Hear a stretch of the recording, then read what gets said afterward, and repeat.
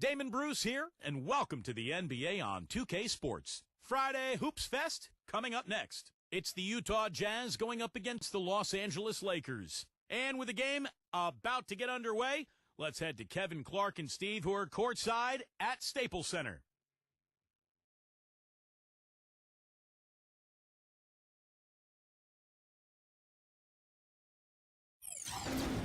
And now a quick check of our starting lineups for both teams. First for the Jazz. Pairing up in the backcourt, Trey Burke and Alec Burks. And in the middle, standing 6'11", 270, the talented scorer and rebounder out of Turkey, the big man, Enes Kanter. And it's Hayward, and it's Favors in at the 4. And for the Lakers, Nash and Bryant in the backcourt. And holding down the middle out of Central Michigan University, the skilled and ambidextrous 7-footer, Chris Kaman. Then there's Nick Young, and it's Gasol at the power forward. And there's Nash. That's good on the assist from Kobe. Nash has got the opening field goal of the game for the Lakers.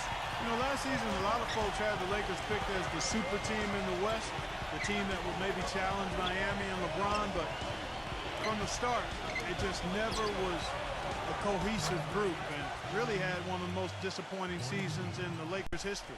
And he's someone the defense has to keep track of at all times because, you know, even when he doesn't have the ball, he moves so well without it. He's constantly a threat to catch and shoot. And here's another thing I've noticed.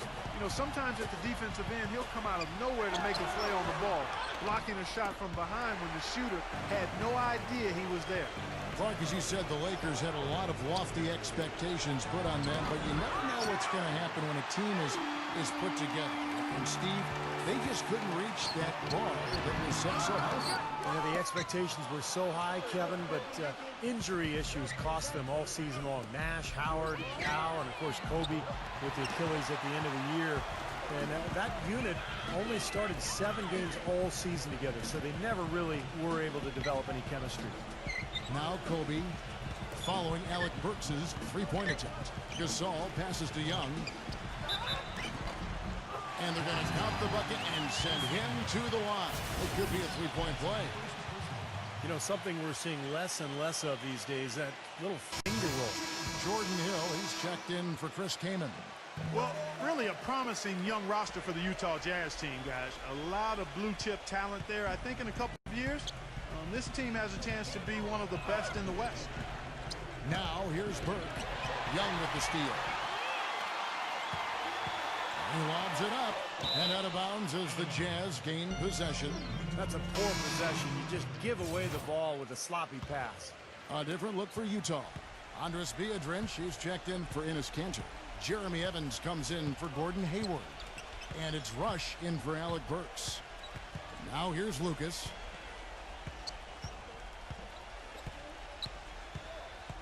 Shot clock at 6.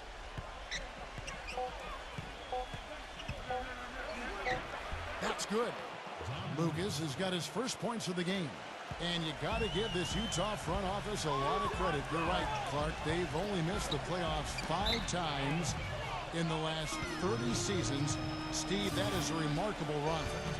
What I like about Utah, too, Kevin, is that they seem to stay ahead of the curve. They make moves while they still have leverage. Dealing Carlos Boozer, Kirilenko, Darren Williams.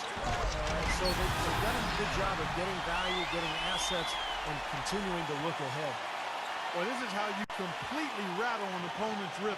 Yeah, you know, such terrific on-the-ball defense to trigger the transition opportunity. And it wasn't just the tough D, it was the exclamation point they put on the fast break with the slam. From deep, count the bucket. Lucas has got 5 points so far. And here is Hill. Blake for 3. The shot will not go. At the end of one, a closely contested game. And we got a close game here as we get back to the second quarter. What do you guys think about the Jazz here in this one? And you get a chance early on to see their depth. They got a nice effort from their bench players early in this game. Yeah, Steve, I tell you what, their subs have really packed the punch for them so far. And the basket by Hill. You know, he's really adept at keeping possessions alive by hitting the boards and cashing in on some of those putbacks.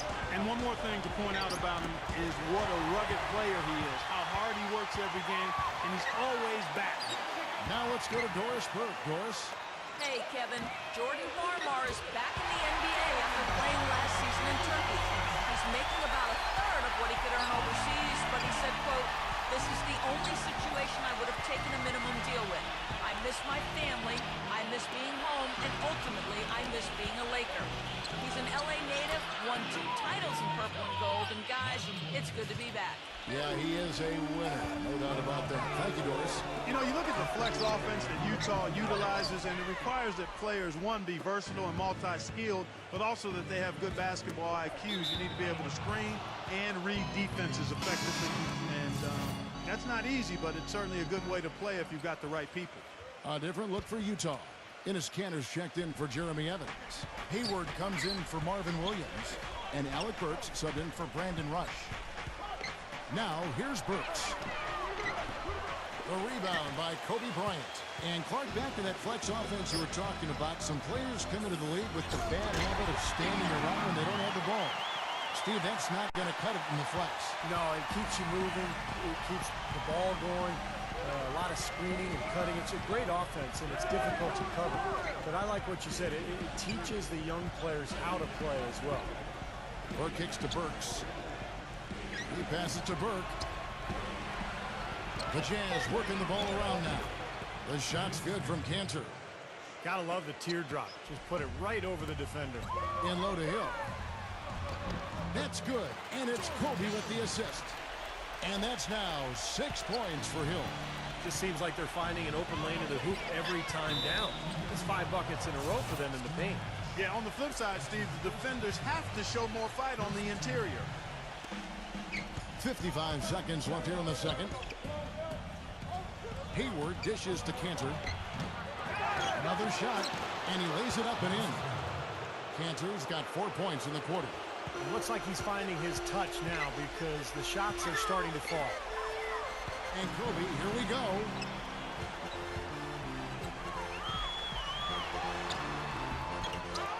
Shoots over Burks. So he gets the whistle. Contact on the way up and 2 shots coming up.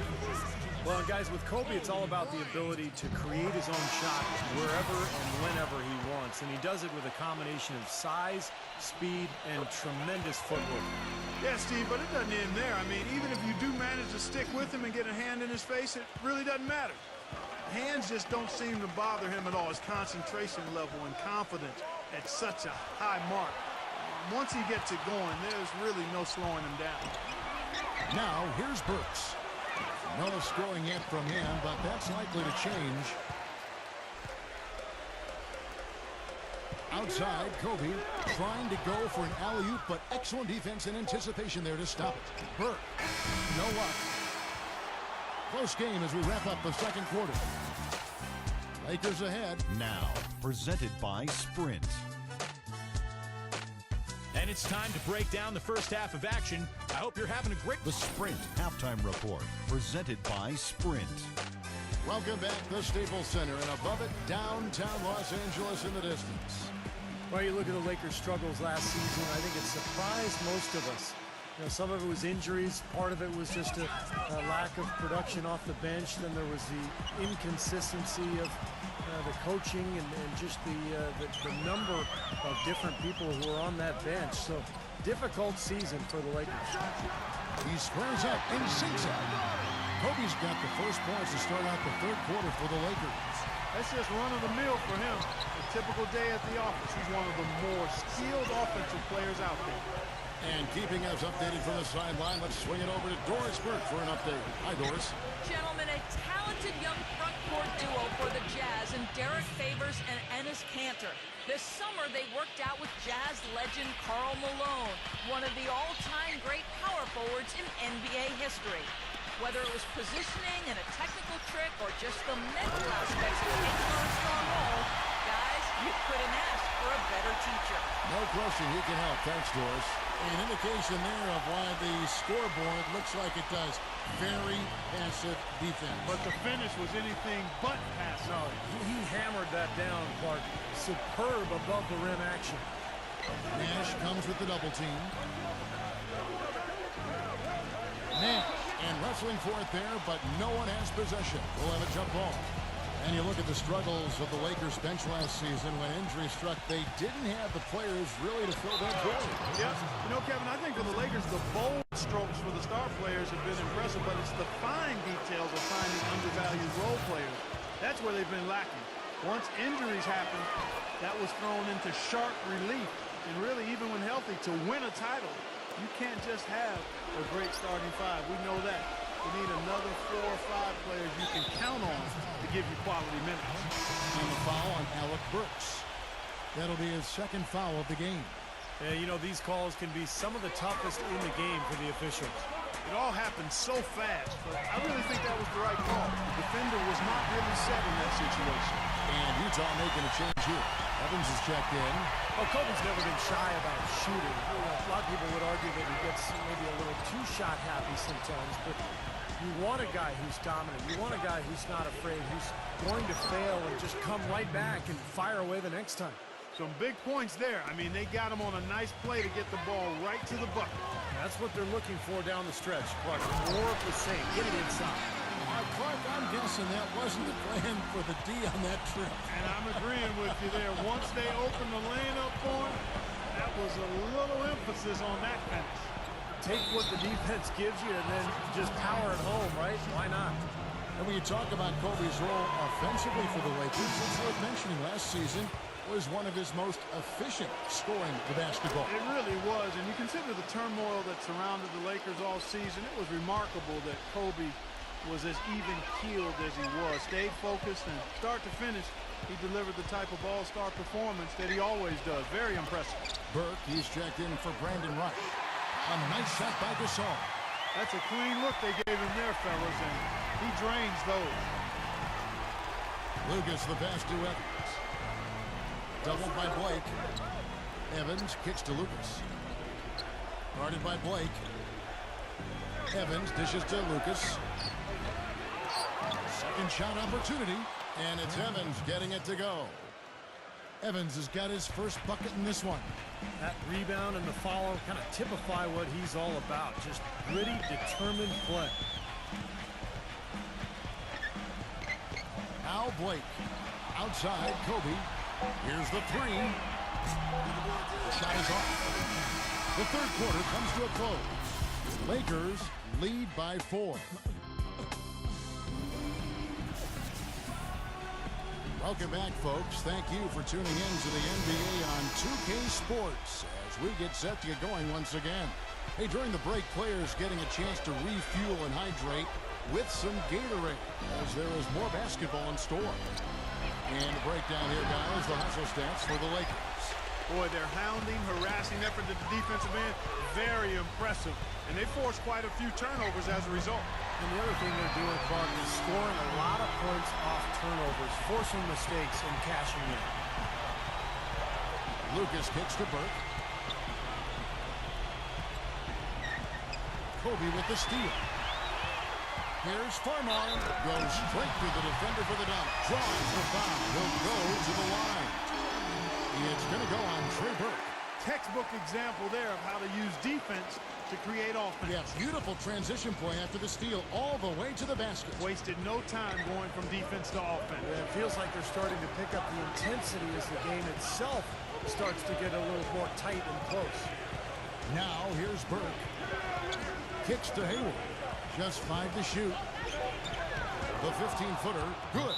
And this game is really heated up. I didn't think it could get any more high scoring than it already was. Well, there's always room for more offense, Steve. You know that. And I think Doris Burke has something for us right now. Doris? Hi, guys. I had a chance to find out what Mike D'Antoni was discussing with his players. His message was this: all of us know these guys are capable of exploding and putting up points in a hurry. So I don't want to see anybody letting up until that final whistle blows. Guys, back to you. Here's Burke after Jordan Hill's bucket. Williams for 3. Evans kicks to Burke. Back to Evans. Second chance shot. And the layup is good. You see the defense get caught standing around that time, giving up an easy second chance bucket. Simply need more of an effort on the boards there, Steve. Now here's Kobe. Farmar kicks to Kobe. There's the steal. Hayward passes to Burke. And no good. Trying to use the glass. Lakers leading by 7. Kobe with it. Williams picks him up. Kobe kicks to Gasol. Utah with the rebound. Now here's Burke. Well, it's going to be tough for them, but you have to continue to compete. It's not over. Just play, see what happens. Yep, you can't afford empty possessions. The Jazz making a switch here. Now here's Burke. Favors can't get it to go. Clark, they're in good position here to ride it out. Yeah, they certainly are. I mean, if they just play smart right here, Kevin, this game's pretty much over. The basket drops, and he gets fouled on the shot. One free throw coming his way. This game's over, guys. I think we can say that with certainty. Yeah, I agree with you there. We have officially reached garbage time. And Hayward gets it to go. Boy, he is a strong finisher on the fast break. Yeah, he sure is. He remains in total control, even at full speed. I love that about him. Just 1 second between the shot clock and game clock. Outside, Kobe.